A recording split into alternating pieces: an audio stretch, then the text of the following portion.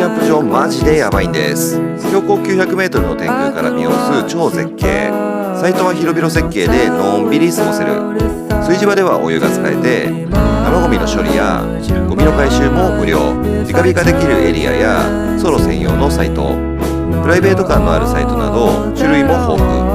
可愛いヤギさんもお出迎え。そんな場所は長野県にあるウィスラースカイベース小諸。